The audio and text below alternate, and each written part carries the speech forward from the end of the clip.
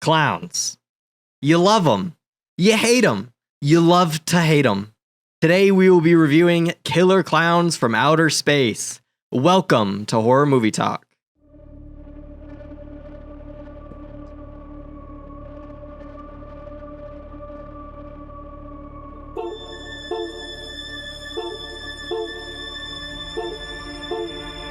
There's gold in these mines! Is this a metal thing? Yes. Little taste. David, what is this? Pretty thick. Break. I have to kill a lot of people! Just tell me what you want me to fuck! I have big tits and a tiny vagina. Oil me up, daddy. I can't believe that Bryce prefers big tits. Mistletoe alert. This is butt country. This guy was a real jerk. How long can Hugo being pregnant? Chomp, chomp, chomp, chomp. Oh, you're such a dick, David. Okay, everybody, put on your corpse handling gloves. Ew. Hoodie Picasso. Horror! Hello, my friends, and welcome to Horror Movie Talk. This is a clown double feature. Last week we watched Clown in the Cornfield. Shoot me in the head with a popcorn gun if I ever have to watch that movie again. And this week we are bringing you even more clowning around. I'm Max Allen, the clown from downtown. And with me is Bryce Hanson, the seasoned and sauteed hunk of meat. And Sydney Lee, the clown from Gaytown. We review a different horror movie each week. New theatrical releases always get priority, but we also review older horror movies, both good and horrible. Make sure you rate, review, and subscribe on iTunes. The full video will be available on YouTube. Don't be a square, make sure to share. Also check out patreon.com/horrormovietalk, the equivalent of the adult section at your video rental store. If you want to add your P to the community pool, go to horrormovietalk.com or call 682-253-4468 and leave us a voicemail. Today we're going to be listening to our voicemails, so leave us some more to replenish the gulf. We got a great show for you today. We will be reviewing Killer Clowns from Outer Space. Is that still the Prospector, you think? No. It's... Killer Clowns! Killer Clowns from Outer Space! You sound like Limp Bizkit. It's very Charlie Day. It's just one of those days. It's all about the heat. It's just one of those days when you don't want to wake up. Like, everything sucks. Everybody's... Yeah, like that's good. No, I feel like that's more AC/DC. No. I'm on the highway to hell. Highway to hell. Ow! We started the episode with God. checking Max's impressions because he said he wanted to work on voices. And I'm really bad. granted, Really these are bad. like about 100 times better than his attempts at the... Yeah, these are pretty good. Yeah. Well, it's because I'm going higher. If I go Yeah. higher, I think I unlock something, but the lower ones, my old man voice is... Well, we found out that you constantly devolve into a speech impediment where you can't say your R's no matter what the voice is. You're like, my name is Wyan. I don't know why I do that. like you. I think it's because you're so used to when you do a voice, you're doing a baby voice. You probably do a baby voice a lot with your wife, I'm assuming. Everyone does a baby voice with their wife. Come on. Don't do me dirty like that. I'm not accusing you of anything. Everyone does baby voices with the person that they love. Yes, I agree. But the I baby agree. voice, it comes through because that's what you're used to. The The baby baby voice has a that. speech impediment. Because Yeah. babies are dumb. Because babies are stupid. Before we get into this episode, I wanted to... I feel like there's an elephant in the room. Sydney, you have been a sex pest on Instagram lately. What? What? What are you talking about? Everything you post, you're like, I'm gonna come. I'm gonna come all over this thing.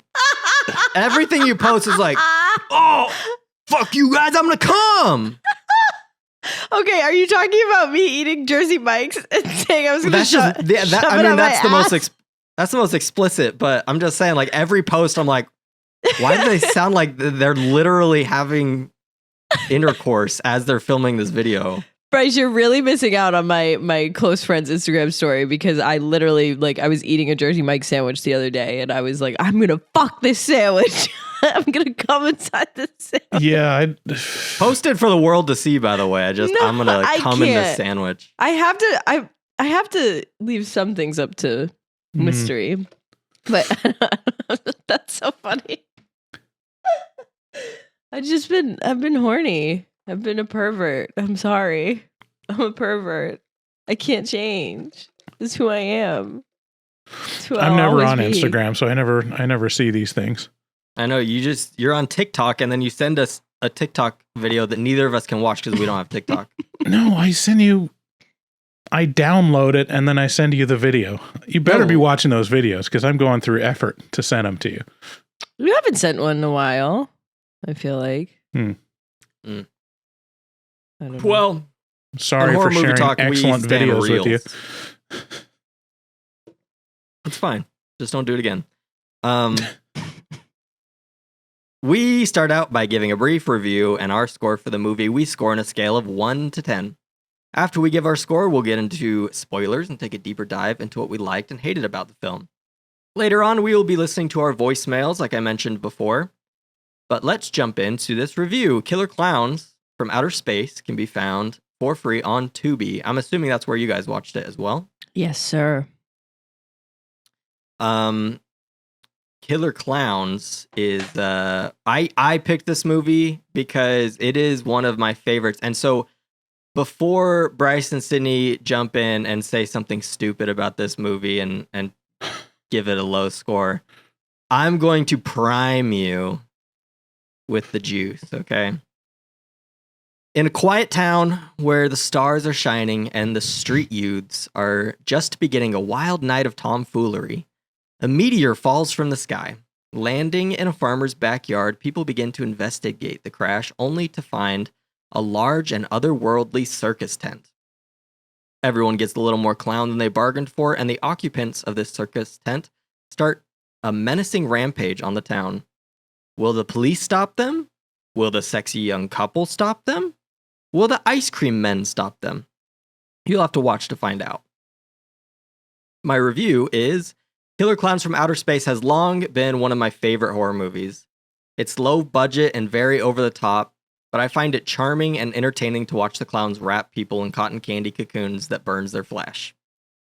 The movie stays fresh for me in every scene because it keeps showing the clowns using different weapons that look like sundry clown paraphernalia, and it just keeps going like that the whole time, and it's great.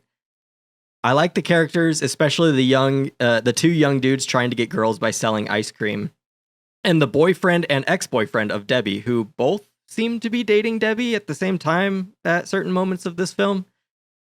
But the true bow that ties this movie together is the clowns. They have a really unique design, and they border the line of over-the-top silliness and menace that gives me the creeps in a good way. I give this movie a 10 out of 10. I just want to say, Max, that you spelled a lot of things wrong in the paragraph. Okay, I'm not good at impressions. I'm not good at typing. What else do we want to say about me before we I just, keep you going? know, I just cocoons and border. But you know, you tried. Okay, don't look at the screen. Spell cocoons right now out loud. COCOONS? Or is it Okay, two? whatever. I'm cutting that out. Okay. Sorry. Bryce, you're muted. But you got paraphernalia right, which is impressive. I know, I don't get it. Good job, It's Max. because I don't have a problem spelling. I have a problem typing. Yeah. Well, I want to say that I'm not going to give this a low score. I really had a fun time watching this. I was honestly really excited to watch this. Yesterday was the 4th per the time of recording. Yesterday was the 4th of July, and I was out all day. And then I got home and I was like, it's Killer Klowns time. And honestly, this was a good end of the day, late night kind of watch. It's hilarious. It's over the top. The clowns are so good. The design is awesome. The fact that they are killer clowns, but they're also inherently they're just clowns and they want to clown around. That's so fun. It's so fun. They are really funny. The acting of everyone, like all the human beings in it, is crazy, and I'm excited to talk about that. But I really liked it. I really had a good time. I think this is a classic. And I had never seen it before, and I'm really happy that you chose it and that I finally got to see it. So I'm gonna give it an 8 out of 10. Yeah, I mean it's really fun. It's undeniable. It's a fun movie. I'm not giving it a 10 out of 10 because it's kind of also a disposable movie to me. Like I will say it is good at what it is trying to do. Like if you want to see a bunch of goofy clowns do goofy, bits to capture and kill people, it does that really well. But it's kind of cookie cutter. A lot of like the humor outside of the clowns doesn't quite land for me. This is a really good example of when did this come out? The 80s, like right? 88, I think. 88. Yeah, this is a really good example of teens or people supposed to be in their early 20s played by people in their mid 30s. And it's just like to the point of distraction. Yeah. Those two brothers in the ice cream truck, and you're like, are these like traveling, like failed comedians? Yeah, those are men. Those are fathers. They should go home to their families. So there's a couple eye rolly parts, but for the most part, like it delivers on the premise of just being goofy, fun horror. And I really enjoyed it. I wouldn't say I'd revisit it over and over again. But I'd give it like an 8 out of 10. Okay. Well, that's higher scores than I thought you guys were gonna give it. After the whole possum debacle, I've been scared to show you what I like. This is a way better movie than Possum, dude. Like this is a rewatchable movie. Like this, I would throw this on at any point now that I've seen it. Like I think I've never heard a single person mention Possum before, but I constantly hear people tell us to review Killer Klowns. I'm surprised that it hasn't been done. Just goes to show that Bryce doesn't actually care about the fans, because year one of the podcast, I reached out to you and said review Possum. All right, listen. Year one. We get so many requests. Actually, it's gone down. I haven't gotten a lot of requests lately. It's probably because we just ignore them. Well, yeah, I think most of the people that are still here for a while know that, like, well, that's not gonna get anything. When I first started listening to the podcast, I remembered I messaged you or David on Facebook, and I was like, please review Dead End. And I think it was David, and David was like, that's actually coming out next week. We reviewed Dead End. And I was like, right. That's so funny that I was like, please do it. Yeah, but we did cover Killer Klowns in one of the live streams. Like that was one of the live streams that we did. And whenever we do anything with a movie in the podcast, it just feels like we've already done it. Yeah. But yeah, it's never been an actual review. And what's funny is I remember almost zero from that live stream, because whenever we're live streaming, I'm just focusing on commenting and not watching the movie at all. I have some fun trivia for this movie if you guys are interested. Yeah, let's hear it. So let's save it for the spoilers section. Why? You think? Okay, go ahead. I mean, is the trivia spoilery? No. All right. It's just about production. Okay. The popcorn gun was the most expensive prop made. for the production. It was $7,000, and it Oh my included a compressor that allowed the weapon to actually propel popcorn. That's why it was so expensive, because they actually made a gun that fired popcorn, which I thought was cool. And also, the balloon animal dog had to be coated in latex because it kept popping because there were pine needles on the ground. So that can't be right. The actual like clown design and the heads wouldn't cost more than $7,000. I mean, I'm on Wikipedia, so we can, take it with however much. But apparently the brothers, the Chiodo brothers who made this movie, they're like renowned for their special effects. Like they're really well known as special effects artists. And the clowns' heads were made. There was 4 different molds for the clown heads, and You can tell that they really just reused the same clown molds and like put different hair on them, because there's like different shapes they all kind of look the same. But I actually have some trivia of my own. The Chiodo brothers, there is a band called Chiodos, which I was super into in high school. Loved them. They named themselves after the Chiodo brothers because of this movie. Huh. Oh, no way. I think there's a bit of trivia that's not in the IMDb thing that I remember. I believe the goblin design from Ernest Scared Stupid is just repurposed. The repurposed heads from Killer Klowns in Outer Space. On the Wikipedia, it says that was a rumor, and in 2023, Steven Chiodo said the only things potentially reused were some ear props. Okay, So well, it was debunked. Stand corrected. Debunked. Fact checked. I was looking for trivia because I'm trying to figure out how they did the actual heads. Like, is it stop motion animation?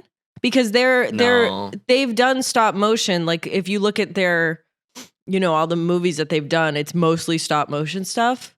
So I'm wondering it looks more like a puppet than a stop motion. It's like a puppet, you think? Because it's like, I think it's a person underneath it, and then the head's on top of the person's head is what I'm thinking, because they're really tall. Yeah. I really want to know. I think I'm very interested in that. I need to figure it out. But no, I'm sure it's like animatronic stuff. They've got like a guy, moving the eyes and stuff. yeah, I mean, they're not super animated. They're pretty. They keep one expression for most of it. Well, they do like blink and they move their mouths, and there's a point where like one of them is like blowing on something, and I thought that was a really cool like animation where how the mouth was moving. It's just very interesting. In the trivia, it says that the Clownzilla at the end was supposed to be stop motion, but they didn't have the budget for it, so they just made a suit. That's actually funny. They're like, we don't have the budget for clay. We can't get clay. We'll have to build the suit. It's a really involved process. You got to take one picture at a time. Yeah. Yeah. And they already spent $7,000 on the popcorn gun, guys. Yeah. Like, they didn't have the fucking money. Which is hilarious, because you could have gotten the same effect by shooting a gun and then throwing popcorn in another shot. But they were like, we need to shoot people with popcorn. But then it's like the popcorn gun would shoot, and then it like stuck onto the people like in perfect rows. Did you see that? It was like, I was like, it's not even, it was silly. Not even a good popcorn gun. I know.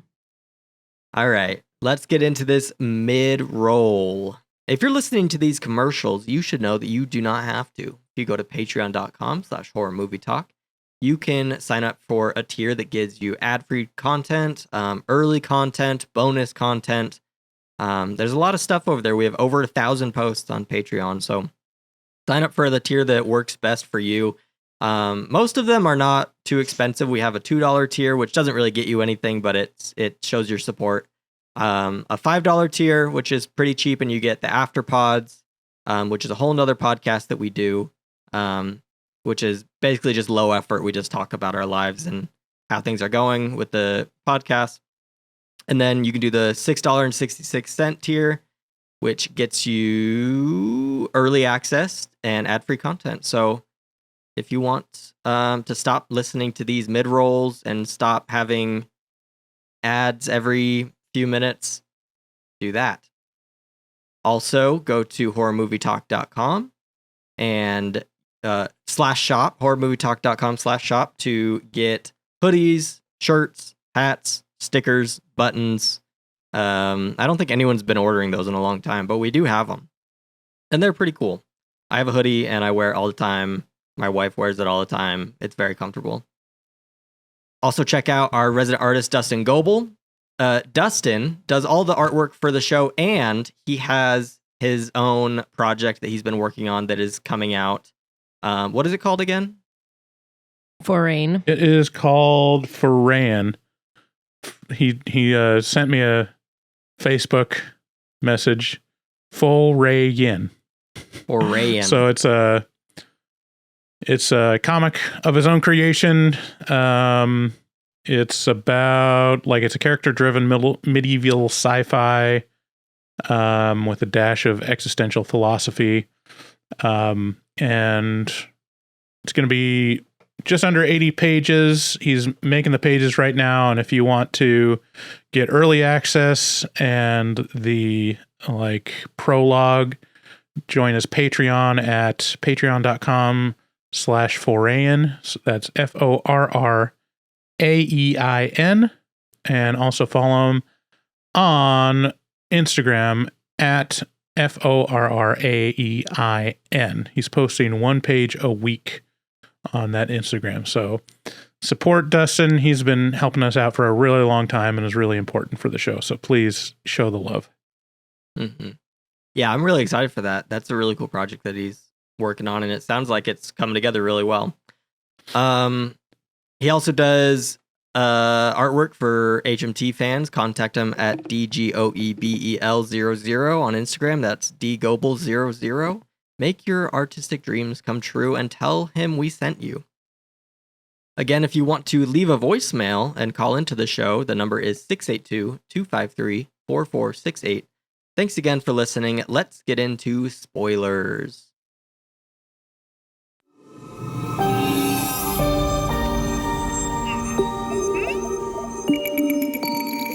There's gold in these hills. I wrote down a couple of quotes from this movie that I wanted to remember. This was, so there's one where I forget his name, but the Debbie's boyfriend that's not the cop, I think it's Mike. Is it Mike? Yeah. He was trying to get the Ice Cream Brothers to help them, defeat the clowns or whatever, and he says to them, Debbie's got two beautiful roommates with big boobs. I just thought that was, and they were like, okay. And then the cop, the older guy who's like an asshole. Mooney. Oh, Mooney. Officer Mooney. If I can make it through Korea, I can make it through this bullshit. And then he dies. It's so good. All right. That was the two quotes that I really liked. That was it. Yeah, there's some funny lines in this. I think that the Chiodo brothers, they wrote and directed this movie, right? Mm-hmm. Yes. Yeah, they did a really good job with some of the dialogue. I mean, some of it's like campy and on the nose, but I also think that there's some clever lines in here. I didn't write any down. I should have, but I laugh out loud at a couple moments in this movie for sure. I laughed almost the whole time I watched it. And there were some kills that were like really excellent too. So it was like laughing and then being like, damn, that was very well executed. It was just that's what I think is very shocking. The best. That's what I think is the best part about this movie is it's funny and it's almost too silly where you're like rolling your eyes. But then like sometimes some of the close-up shots of the clowns, it's like so menacing. You're like, ooh, like it would be terrifying to meet one of those guys. They're like huge and they have these like creepy huge mouths. So I think one of my favorite parts of the movie is when two of the clowns just go into the drugstore and they just wreck the whole place, and it just keeps going. Like they're wrecking the place, and then it goes back to like the main story, and then it comes back, and they're still wrecking the place.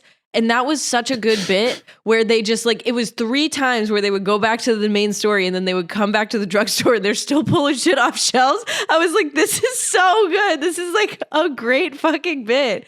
Hilarious. And like the guy who owns the drugstore is just standing there going, like, it's like so good. Oh my God. So good.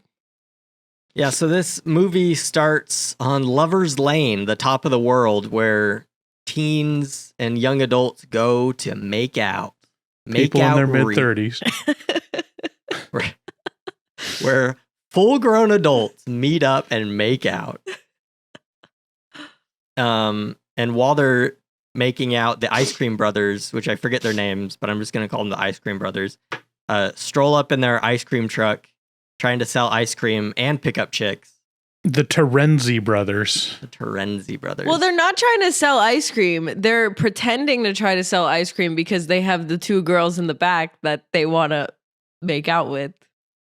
Well, no, they're actually trying to sell ice cream. Ice cream. Are though. they really? The truck's a rental. They got to make that payment somehow. Yeah, it's so a little confusing because they got the ice cream truck to get chicks, but then they already have chicks. And they're not doing anything with them. They're just letting them eat ice cream. That they just want to eat ice cream. They don't want to make out. It's so funny. Yeah. So it's not a good plan. Well, they picked up a couple of prudes. They bring them to make out point, and they're like, "Did you really think we were gonna make out with you? No, we're here for the ice cream." And then one of them says, "Keep your shirt on," and she's like, "I intend to." And I thought that was so funny. Okay, I gotta find a picture of the Terenzi brothers because this is like the most agreed. Like they're almost in their 40s. I didn't think they looked that Look old. at these guys. Okay, they do. This guy. Yeah, Hello, that fellow one. That teens. guy is like pushing 50. He's like 48. We gotta find the actors. I gotta do the math. Hold on. This guy, I mean, he's got a little more youthful look, but he's still definitely in his mid-30s. Like, yeah, it's crazy. So this movie came out in 1988, and one of the Terenzi brothers was born in 1945. So he was born in 1945? So he's in his 40s. So he's 43? He's 43 years old. Yeah. Oh, egregious. my God. Oh, that's so funny. How come? Because now in new movies that come out, okay, one of them was born in using... 59. With the one you thought that looked younger, Bryce, that guy was born in 59. So he was almost 30. He was 29. Younger. Yeah. He was 29. Yeah. The guy on the right was 43. Yeah. No one's surprised. How come in like the 80s they just wouldn't use teens or kids in teen roles? I don't know. I mean, maybe they were just 2000s. all like sucked up into the sitcom pipeline. Like maybe like all the good teen actors were on TV in sitcoms, or like, because like Michael J. Fox was working, when he was a younger actor. Yeah.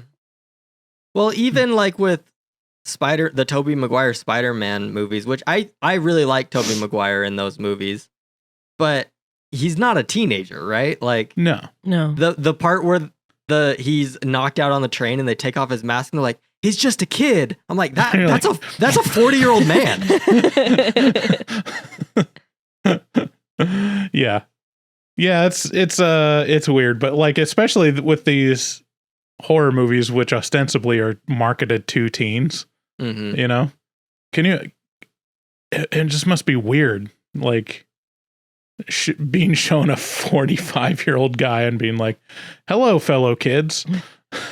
It Remember kind how of works. we look like this when we are trying to get chicks? I think the younger you are, the more it works, though, because you just see adults as adults, right? You Yeah. see a 20-year-old and a 30-year-old and a 40-year-old. They're all just adults. But kids Yeah. aren't kids aren't watching this though. Like if I was like, 14 in 1988, I wouldn't be watching this. I'd be watching like this would be too scary, or I'd something. definitely be No. watching this if I was 14 Maybe if- in 1988. Yeah, maybe I'm lying. But It's I probably PG-13. I tried to watch. That's I true. tried to show this to my foster daughter who was 8 years old, and it was too much. Yeah. We had to turn it off. Facts. It got to the point where the clown punches the guy's head off, and I was like, "Okay, we're turning this off." That now. was the best kill in the movie. That's what I was talking about with like the great kills. Like that was great, and all the punks around him go, "Oh shit!" Like it's it was so good. And there's one F-bomb in this movie, which is from the Mooney, and I thought that was he said, "Oh fuck you." That was very, very good. I also thought, I wrote this down too. The cop Dave, he is acting like the way that he's acting. He's in a different movie than everyone else. Like that's what I thought, because he's so over the top and dramatic, and like he's playing this role like he's fucking Tom Cruise in Eyes Wide Shut. Like he's ready for this shit, and everyone else like knows what movie they're in, and he was like, this is my breakout role. This is gonna get me places. Like he was really, and it was kind of funny, like with him and like scenes with him and like Mike, because Mike knew exactly what movie he was in. Dave was like, I'm in The Shining right now. Like it's like it added so much to the movie for me. It made me so happy. Well, yeah, it's funny because like it's hard to identify who you're supposed to be, like, because I think the officer, the former boyfriend of Debbie, ends up being the hero. You would expect that Mike Tobacco, the one that starts out with her, is supposed to Mike be Tobacco and Debbie Stone. Yeah, Mike Tobacco. You'd expect Mr. Tobacco to be the protagonist of it, but he's kind of just a dummy, Yeah. He's so Like, it fucking says- annoying. I really didn't like him that much. Like he pissed me off. And I love it that like when they're finding the tent at first, like Debbie has got it clocked. Like she's like, oh hey, these are killer clowns from outer space. Yeah. And Mike's like, I don't know, seems like a weird circus to me. He's like, he's the dumb one and she's like the one that has it all figured out. Well, they see the cocoons, the cotton candy cocoons, and he's like, this must be where they hang it up to dry. Excuse me? Do you know how cotton candy is made? What are you talking about? Like it's beef jerky. Like Yeah. Yeah, they've never seen a cotton candy machine. no, she knew. He didn't. She was Right. like, no, that's wrong. And he was like, no, this is how they make it. It's like Mike Tobacco, please. Please. Yeah. I also like when the it's pretty farmer guy stumbles upon the tent and he's just narrating his entire life. He's just like, wow, a circus tent. I love the circus. But where's the ticket booth? Where are all the people? How am I supposed to get in to see the main act? And then he like gets killed. And that was just a great scene. Where's my dog? Where did my dog go? So I actually awesome. think Like- the farmer, it reminded me a lot of A Color Out of Space with like the meteor landing in the farmer's property. I've never seen then, that. I've never seen it. I've read the story, but Oh, I haven't seen the movie. But like just the way he immediately is like, oh my gosh, there's going to be people. We're going to sell them hot dogs. We're going to be rich off our hot dog sales. And then it immediately just kills him. And his dog, Pooh Bear. I know. Poor Pooh Bear. He was so cute. Poor Pooh Bear. It was cute. But he was a little too, curiosity killed the Pooh Bear. Mm. The movie that this reminded me most of was The Blob. Like, Yeah, yes. it's very, very close, which I guess it came out the exact same year. It came out in 1988. Well, I mean, the Blob came out in the 50s, the original. Well, yeah, that's true. But yeah, it's very similar in tone. And even the same thing happens, isn't it? Like, well, I guess it's not a farmer. I think it's a homeless person that finds the Blob's meteor. But I mean, it's a trope that's used. Like, something mysterious happens, and it's like this innocent passerby finds it. Like that, it happens in a lot of horror movies. But yeah, I mean, this one just does it so over the top that it's. I've never seen the Blob from the 80s, so I don't know. Speaking of the color out of space, the story describes it as like the color, like it's a color you've never seen before. That's why we can't describe it, because it's not of this world. It's not on our rainbow spectrum. Mm-hmm. But then I feel like I haven't seen the movie, but I've seen the poster and it's just green. I mean, what do you do with that? Well, how are we? New one? The new one was like purple. How are we or maybe it was supposed purple. to? You can't make a movie with a color that we've never seen before, because That's what I'm saying is the like colors. we There's actually I think there's a thing with this, like I want to watch this. Did you guys review it before? yeah, this is one of the first reviews we did. Really? 2019. So yeah, we were probably still in our first year when this came out. I love Nick Cage, so I gotta watch this. I think there's like a color, it's like magenta. It's like kind of in this spectrum. I'm not sure if it's the same thing, but there's like a color that we're not actually seeing it. It's like our brain is filling in the color because it can't actually process certain colors. So, you know, there are colors we can't see, even though we think we see them. I don't think that's true, because listen, let me explain. Let me throw some color theory on y'all. Okay. The rainbow is not a line. It's a circle. The colors all meet. They blend into each other, so we can see the whole circle. It's not a circle. Ignore It what is I a actually circle. typed in. It's a rainbow. Magenta is unique color because Have you it's ever not seen a a color rainbow? on the visible spectrum. Yes, I've seen a rainbow. Hey, did you know that when you see a rainbow, you're only seeing half of the rainbow because the other is past the horizon and it's a circle? I didn't know that. Okay. Yeah. So magenta, there's no specific wavelength of light for magenta like there is for other colors. Instead, our brains create the perception of magenta when our eyes receive signals from both red and blue light at the same time. This is crap, dude. Magenta is just pink. What about this? That's magenta. Your eyes deceive you. I have so much fucking pink in this apartment. I There's know what no a such pinkish thing as red looks magenta. like. It's a pinkish red. Magenta. No, it's a lie. So it's a different color other than pinkish red, but we see pinkish red? Right. Is that what you're trying to say? Well, then what the... I think that's... but our perception is seeing it as one thing, so how do we know that it's something else? They do studies on the color? Well, is perception reality? True. Okay. Let me share my screen having a philosophical talk on the Killer Clowns from Outer Space episode. I need you to understand what I'm talking about when I say it's a circle. No, Look we at these all know pictures. it's a circle. I get it. Yeah, the color Sydney wheel. said it's not a circle. No, but the the color wheel. wheel is the rainbow. It's Roy G. Biv. But rainbows, they... Okay. All right.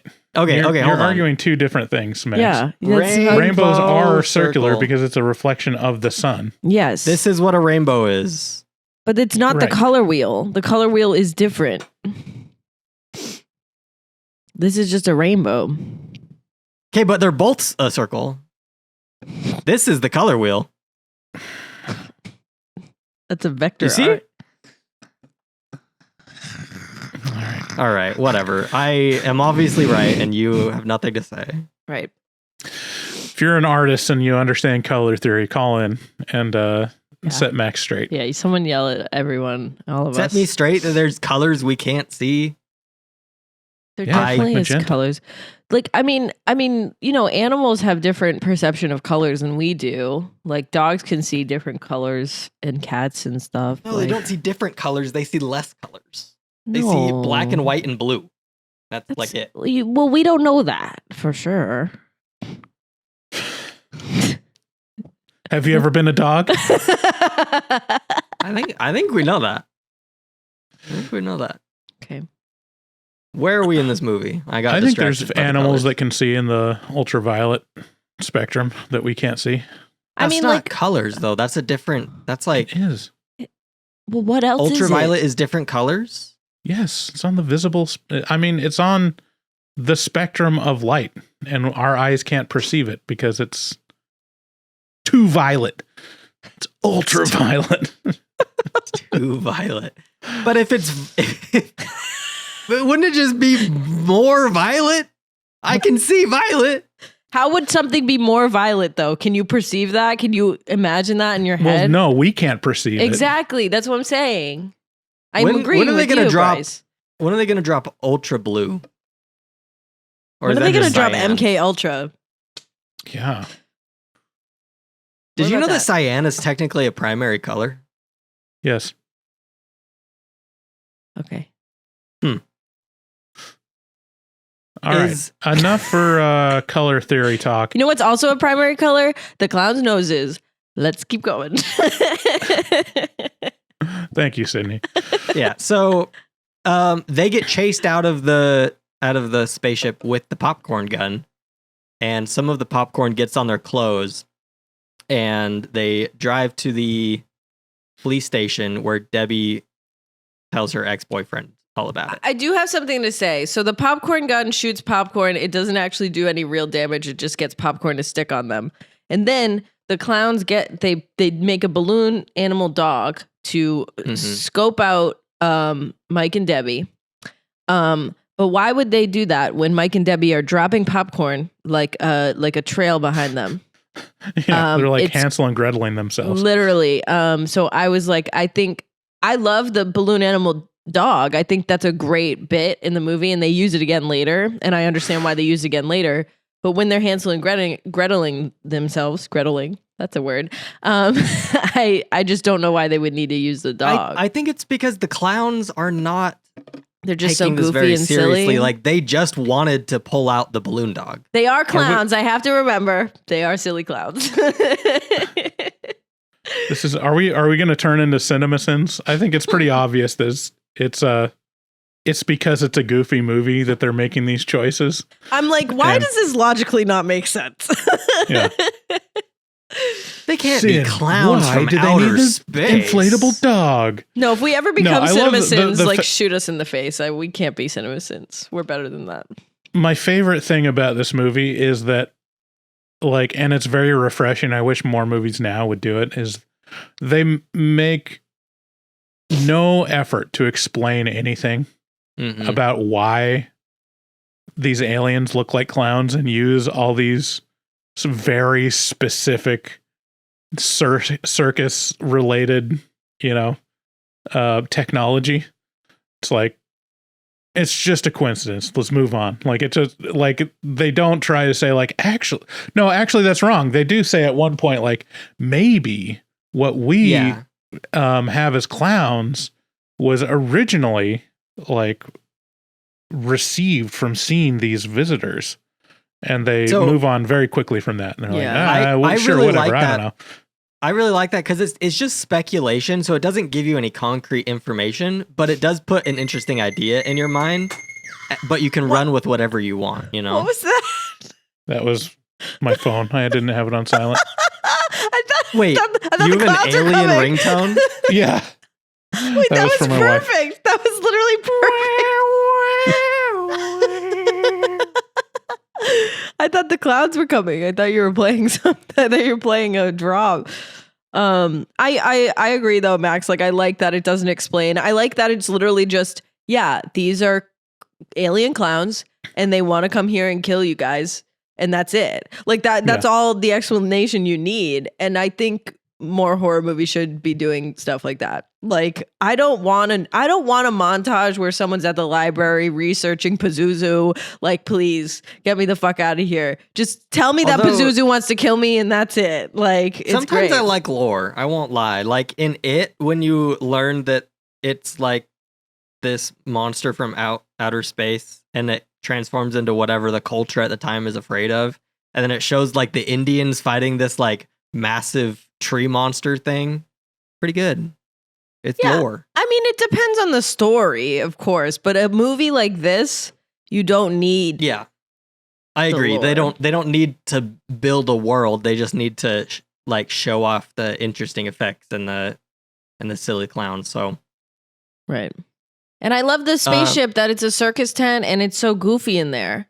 And it's so goofy and silly. It's a fun house. Like, that's great. Can you stop unplugging my headphones, ma'am? So the production design is pretty on point. And it's like, it's the other thing about this movie is just how cheap it is.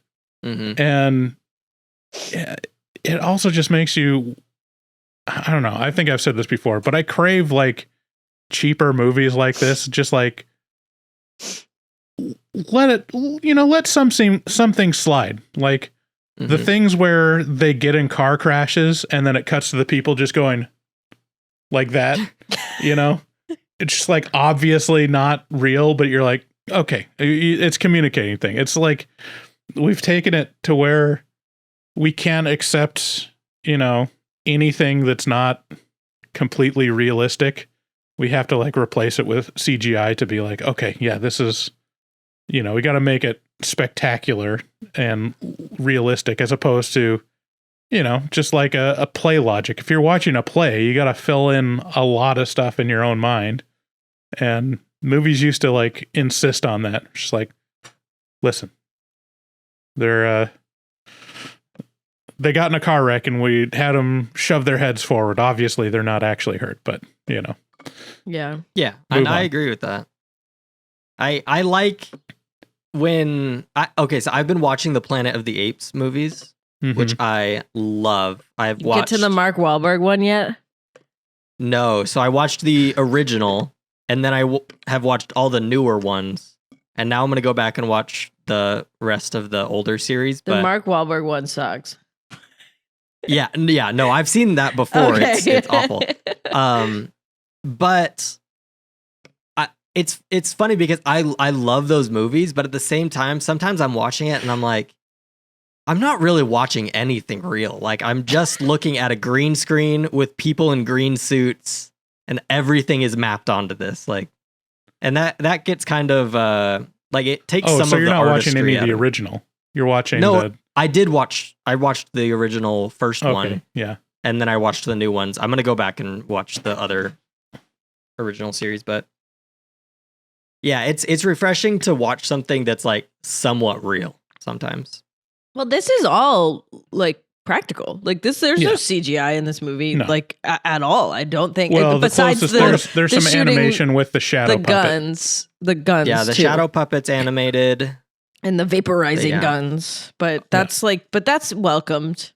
Like that's good. I also want to say, like, besides the punching the head off kill, the puppet scene where he uses Mooney as a puppet was so shocking.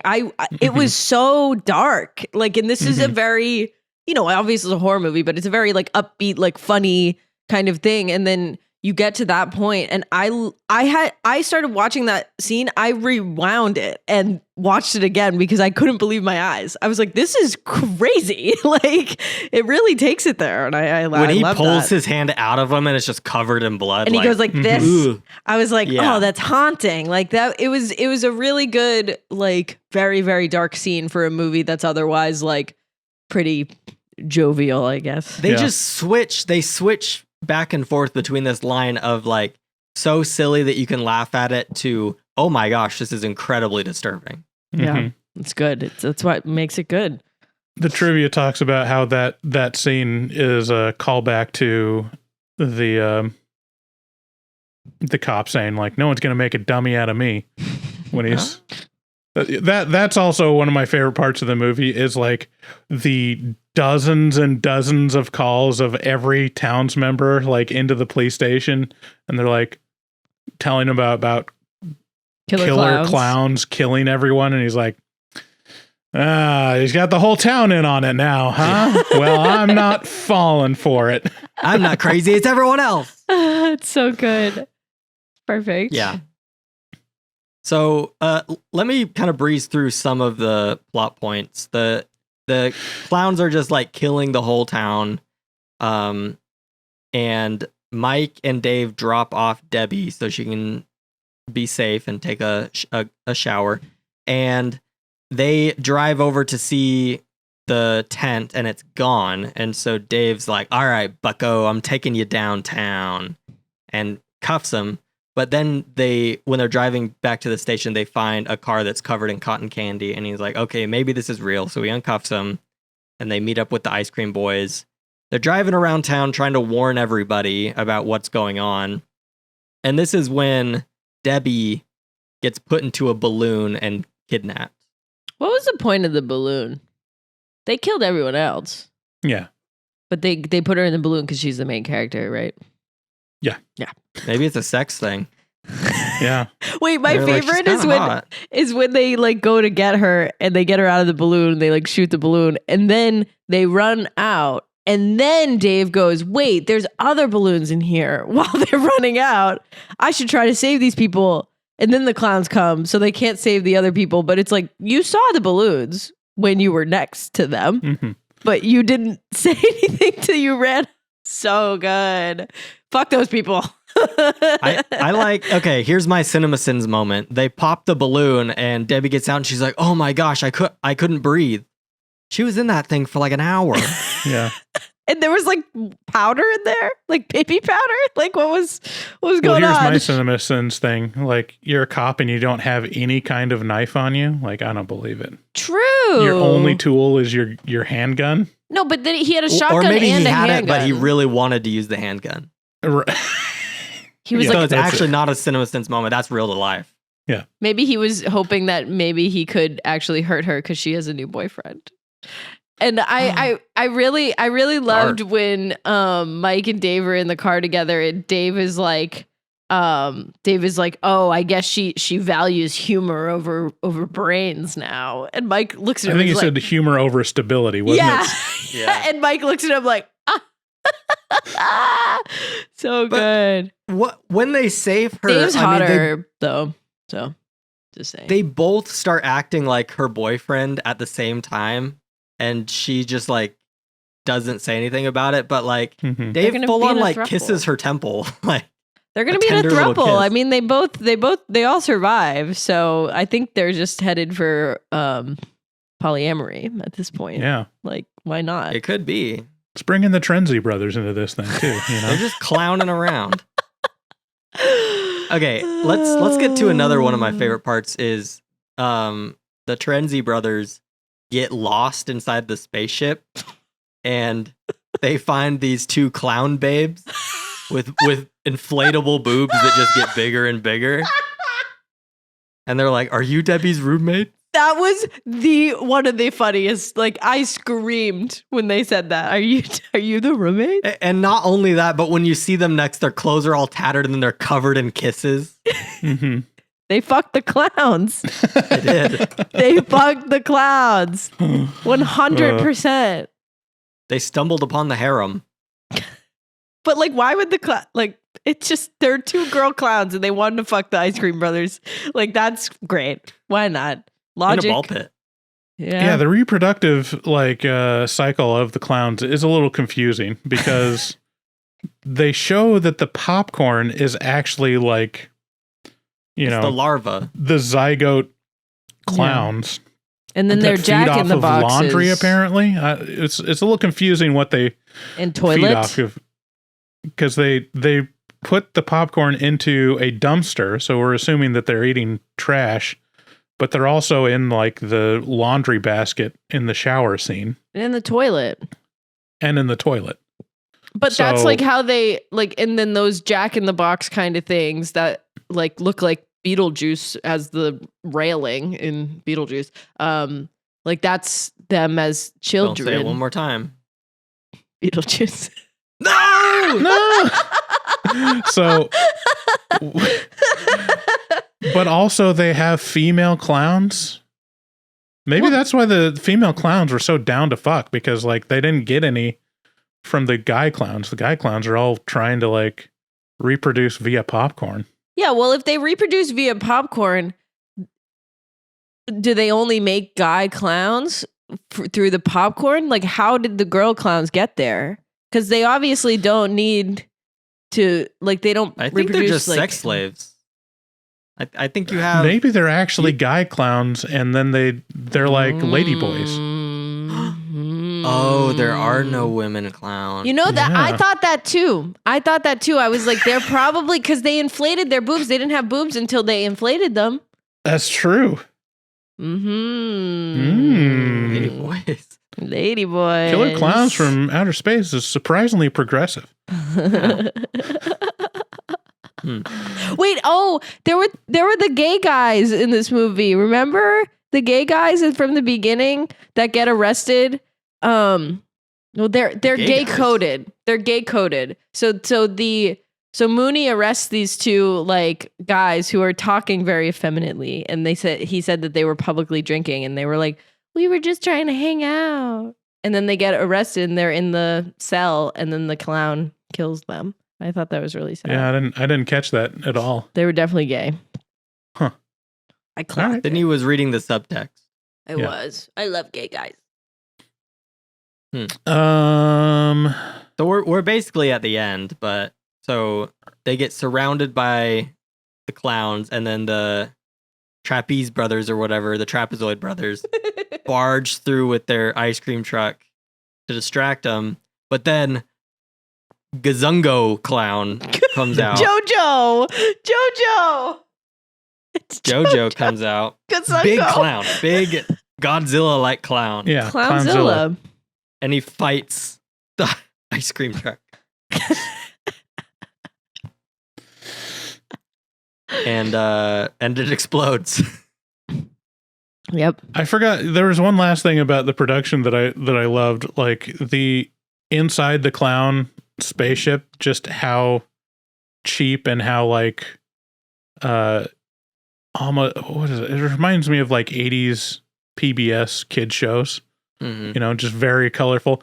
But my favorite part is there's one part where they're running, and on the floor it's like a black floor, but then it has like the brightly colored little shapes and stuff, and someone slips on one of the shapes in one of the scenes. So they're just like, Really? they just lay down like paper on the ground I didn't notice that. for some of these. Yeah. That's good. Yeah, the inside of the tent looks like Party City meets like a laser tag arena. Uh-huh. So it's pretty good. But it looks cheap, but in Yeah. a good way. So yeah, So- Clownzilla is exploded, and we're like left to think that, you know, the Terenzi brothers are dead, and also Dave. Dave died, sacrificed himself, and then it was a happy ending. Apparently in the trivia, the test screening, Dave did die, but audiences didn't like that, so they let him survive. Yeah, it seems like the obvious choice of like, we should probably only have one love interest left at the end of the movie, Mhm. because that's how that works. But you Dave know? was such a good character. Sure. We'll go with that. I think the Ice Cream Brothers dying would have been funnier because They should have. It would have been funny. You're right. because the clown is attacking the ice cream truck and everyone's like, get out of the truck, and they're like, it's a rental, we can't leave it, and then it explodes immediately. Yeah. Yep, and then that's the end. The ship explodes as well, so all the clowns are dead. But the final scene is what was it? It was something funny. Yeah, the pie. They were like, good thing that's over. And then the pie lands on them and it freeze frames. And I was like, yeah, that's awesome. Oh, also, can we talk about the Killer Klowns fucking song at the beginning?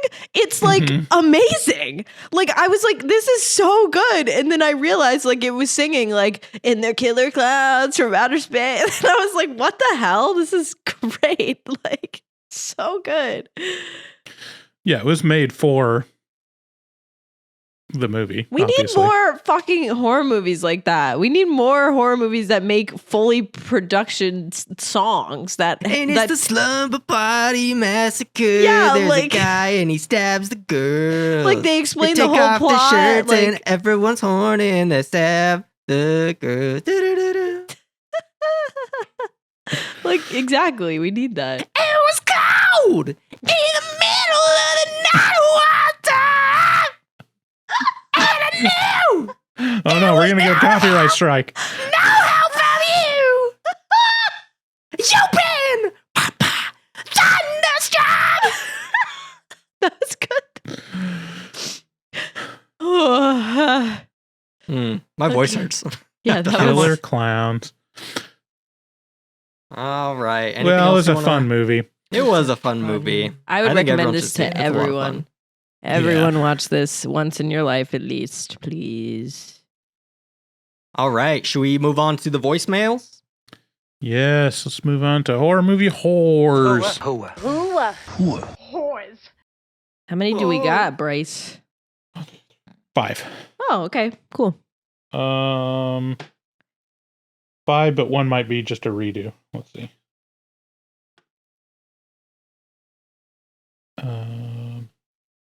Hello, horror movie talk. It is I, Dennis. I subscribed on Patreon just like I said I would. Hey, Max, I watched your live stream of you shaving your head. It was stimulating. I'm sorry I haven't called in a while. I've been busy hitchhiking my way to Massachusetts since I just assumed I won the Bachelorette contest and I get to be with Sydney. I'm excited to hear that she's getting top surgery. I won't mind if she uses her new prosthetics on me. What? Oh, I love listening to your show. And the other guy wasn't me. Because I'm Dennis. And I'm on your Patreon. Bye. What prosthetics am I getting? I'm not sure he understands what the implications of the top surgery. You think I'm getting bigger boobs? That's crazy. No, they're too big. They're going away. The voicemails used to be people calling in to like ask questions about horror movies and like talk about our lives. And now everyone just makes a character and says like the craziest thing they can think of. Says I'm hitchhiking to Massachusetts to see It's about half and half. Oh, that's fun. Hopefully this one's not. Well, here's from Troy. Hey, it's Troy from Florida. I'm just doing my due diligence for you guys because now your voicemails are empty. Podcast is great. Glad you guys are doing good. We finally were correct. Bloodlines did scare my wife and sister. Come to find out, the only things that actually really scare them is paranormal or possession stuff. Anything artistic or like beautiful visuals, they could care less about. That's why they didn't really care for Nosferatu. While I'm sitting there geeking out thinking it's like one of the best shot films I've seen, they're over there like this is a snooze fest because it was kind of like long and some of the scenes weren't like, I guess, terrifying or anything like that. But excited for this one that you guys just reviewed. It looks great. And there's a few other ones that I saw that I've been kind of like sending to Sid on Instagram. And yeah, we'll talk soon. Later. I'm sorry. Cool. Yeah, that's kind of how my wife was with Nosferatu as well. Just bored and kind of disturbed. You're not scared by ancient rotting peen? I'm scared.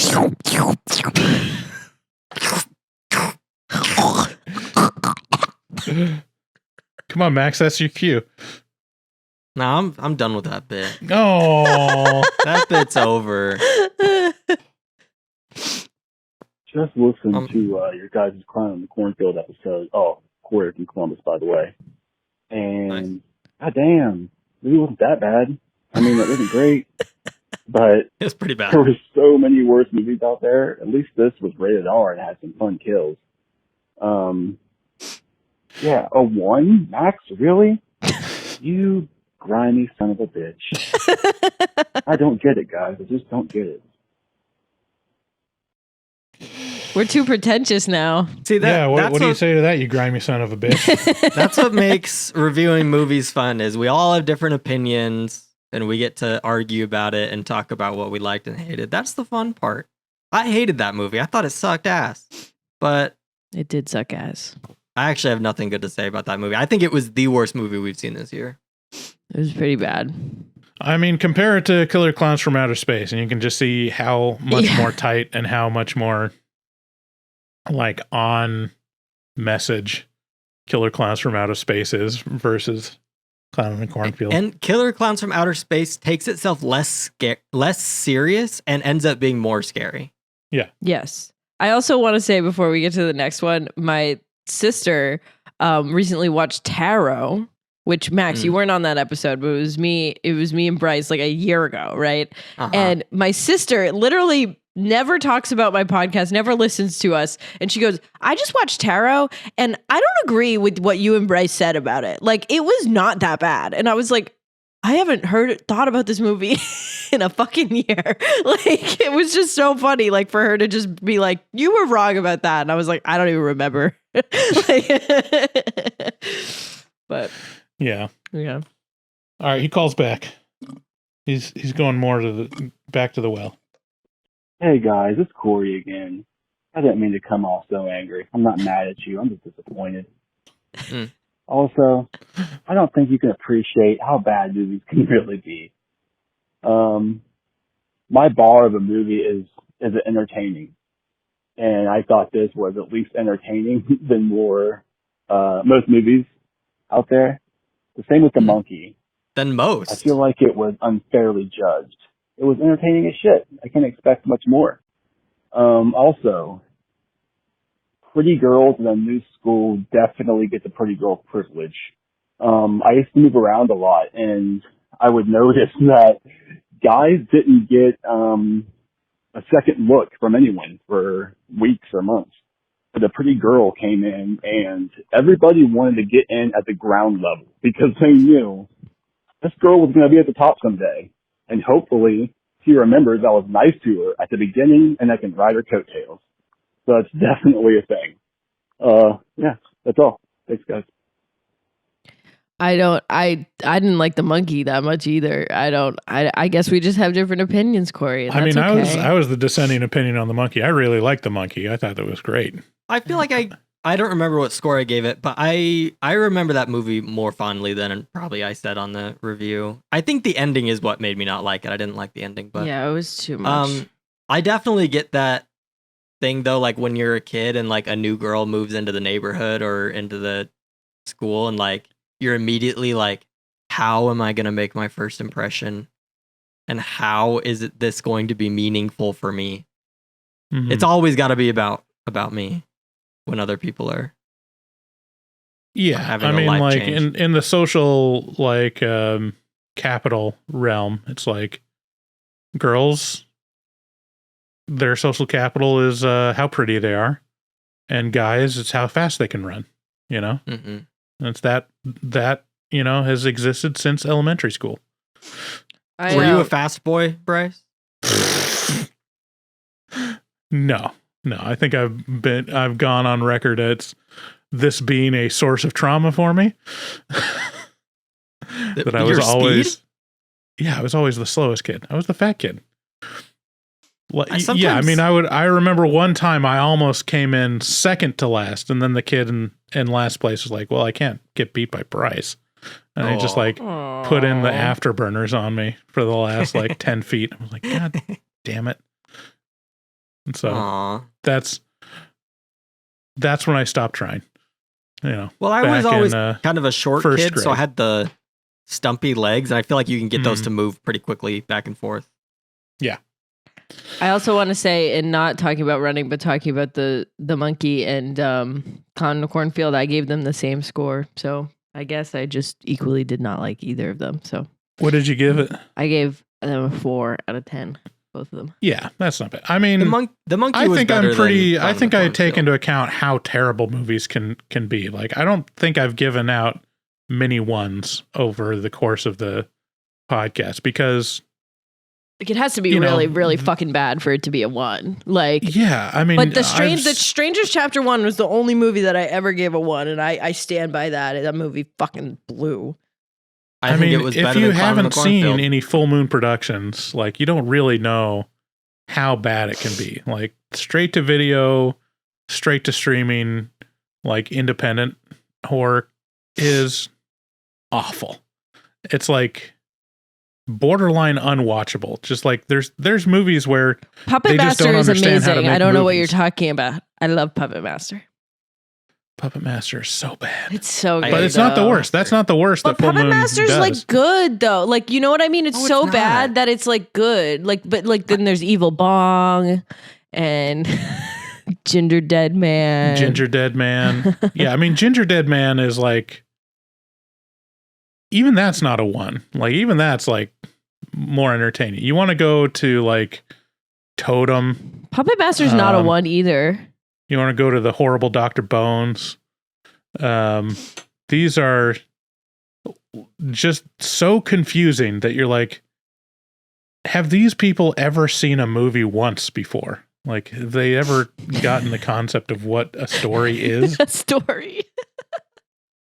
So, anyways. I think All right, well, last if you reserve ones for those types of movies, you're never going to give out a 1 because we don't hardly ever cover movies that are like not at least somewhat popular We should do Evil Yeah. Bong in though. certain circles. I would love to do Yeah. that. I mean, sometimes we do. I think I might have given like the most unenjoyable movies for me, like Kuso. I probably gave a 1, if not a 2. Well, I lowered the bar for 10s for myself as well a little bit because the idea that it has to be like Oscar worthy for to be a 10 is like, it's just kind of unfair for horror movies because like it's such a niche genre that isn't, they don't even really consider it in you know, award shows, and it just feels like it doesn't even fit there even when they're really good, you know? Like, I don't know. Like the Substance winning awards was very monumental for horror movies. That was but baffling. That was But baffling. it deserves it. It did really good. But like you're rating this a 10 out of 10. Me and Bryce rated this an 8 out of 10, and this is not an Oscar worthy movie. It's just Right, really yeah. good. Like it's the bar is different for horror movies. If we were just reviewing movies, then that would be different. But horror movies have a different vibe. Well, yeah. I mean, I still rate horror movies as movies. Like, I'm. Well, no, not and saying I that think they're some not of them movies. stand up. That's not what I think mean. some- But I think some of No. them stand up as just perfect movies. Like, the perfect movies get 10 out of 10 for me. You know. yeah. Yeah. I right. don't think all perfect movies are going to be popular movies though, and I think it has to be a popular No, I don't. movie I mean, Yeah. to be, you know, given some sort of award. yeah. I don't think that's my rubric. I don't think it's like, should this get an Oscar? Because Oscars don't mean anything. Oscars are. The Academy is bullshit. I've given up on the Oscars since they awarded Crash. Best Seriously, Picture. what the fuck? What That the was fuck the was that worst about? movie. And that what other movie came out that year? There was some other movie that came out that year that was like way better. Was it I think 2006? it was like Magnolia. I think. Yeah. That was the one that was. Academy. Yeah, it was. It was let's see. Best Picture was Brokeback Mountain was nominated that year. That should have won. Yeah. The Grammys are messed up too. Dude, the metal genre is so scuffed. Metallica wins every year, even though there's better new and up and coming bands coming out making great stuff, and they just give it to Metallica every time. Well, the Grammys are weird just because everyone gets a Grammy. Like, if you're in there long enough, or if you're just a specific enough genre, you're going to get a Grammy. Like Weird Al has like 10. You know, Weird Al is a cultural phenomenon. Oh, come the fuck on! Come on. No, I agree, but I don't think that. I mean, they give out so many Grammys, and there's so many categories for Grammys where it's like it's hard to say it's actually a quality indicator outside of very, very specific circumstances. It's actually crazy that I clocked that was the 2006 Oscars right away. Well, technically it was 2005. So yeah, the other ones were Brokeback Mountain, Capote, Good Night and Good Luck, and Munich. Like, I mean, all of those were better than Crash. Yeah. But like Munich and Capote were so good. I've never seen either of them, but yeah, Capote is amazing. Capote is probably one of the best performances that Philip Seymour Hoffman has done. That's saying a lot. Oh, he's so good. Rest in peace. Munich was pretty great too. Anyways, last voicemail. You got a friend in me. You got a friend in me. You know, I'm starting to think I'm calling in a little too much here. Might be time to give someone else the spotlight. I don't think you need me to say who this is. I'm finishing up the 28 years later after pod. And Sydney, thank you for accepting my token of friendship after years of me listening to the pod and following the pod and us living in the same general area. If you are still willing, like the song says, to have a friend in you, then I am willing to accept a friend invite. You have my socials. I follow the HMT page. And sorry to everybody else who thought they had a chance with Sydney, but that's over now. And there were many of you, as I've mentioned in a previous call, the amount of people that came to Sydney's defense after David, holy shit. He's not going to give you a blumpkin every day for the rest of your life. Chill out. She can handle herself for a day. Sorry. I don't have too many friends that are going through a whole identity bloom like Sydney is. So I'm not used to these pronouns. But that's just another thing that she can teach me through our friendship. Anyways. Yeah, hit me up. You know how to find me. And if you need someone to help you move, which I assume by now you've probably already done, then hit me up. I will never ever give my address out, but I appreciate the thought. That was a really funny voicemail. Alrighty. That's all the voicemails. I like how he called attention to your actual pronoun and then immediately called you she. Yeah. She. Yeah. that was perfect. Like, amazing. Well, thanks for calling in, everyone. That's the voicemails. Call in so that we can have some more, so we can do this again on a future episode. We love you. Thanks for listening to this review of Killer Clowns from Outer Space.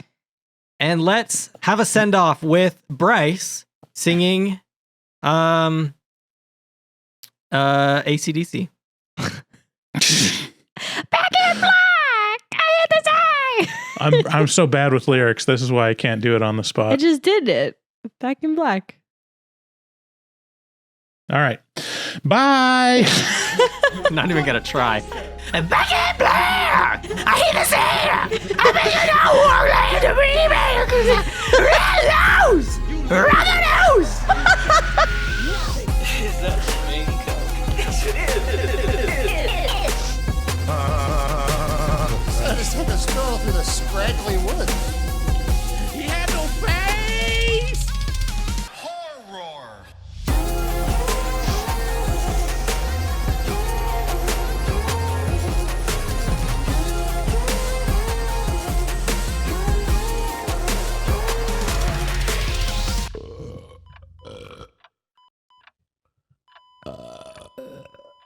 Wow, that didn't sound good.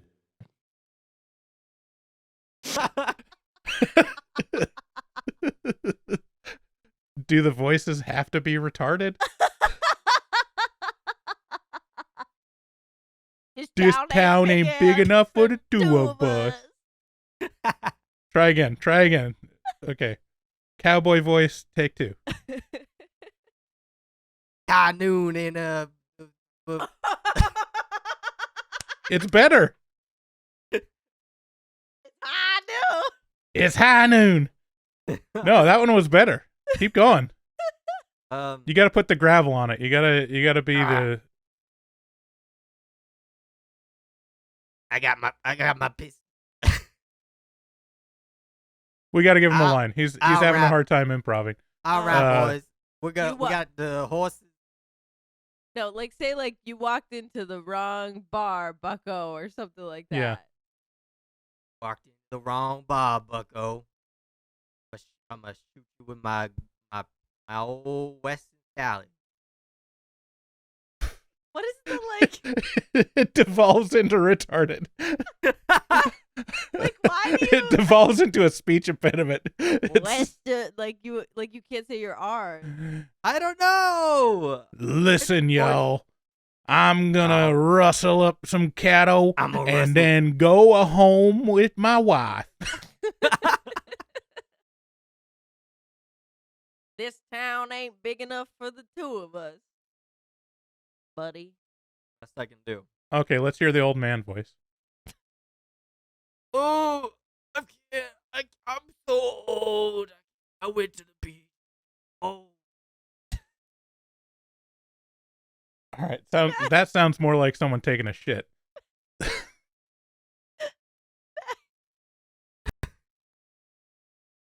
You got to have more breath. It's got to be breathier.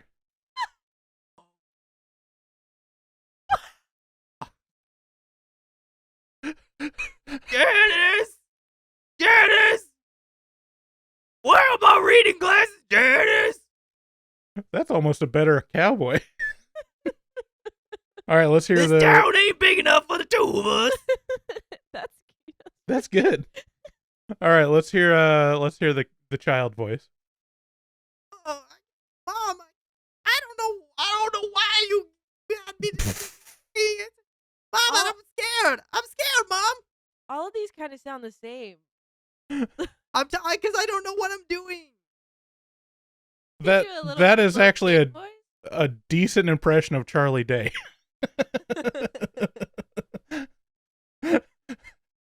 You got a Charlie Day voice. Yeah, that's what they all kind of sound like. Yeah. Well, we'll work on it. Your little kid voice.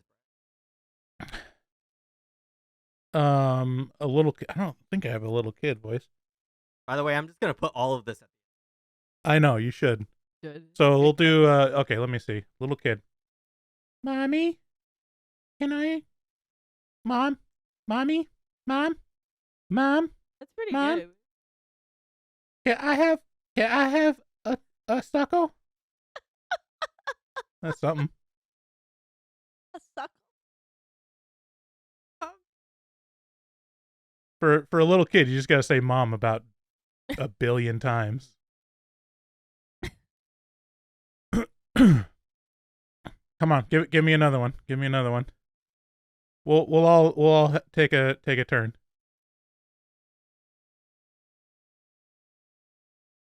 In my day, we didn't have cars. That's really good. That's The old man is actually good. Yeah, that's actually a good old man. Yeah. I have a decent old man. That's one I feel like I have locked. Well,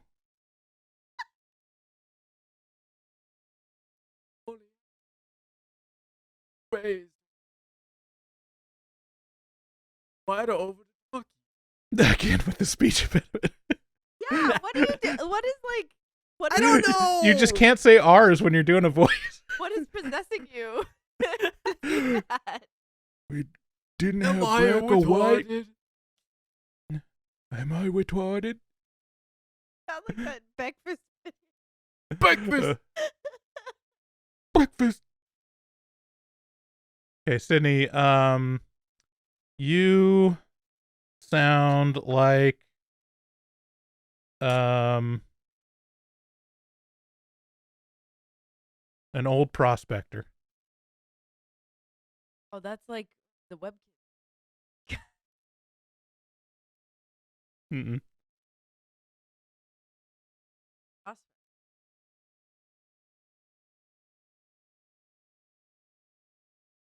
Speaking to the mic, though, you're really quiet. I can turn myself. I feel like if I was to do a prospector, it would be like the cowboy, but higher. Give me like a line.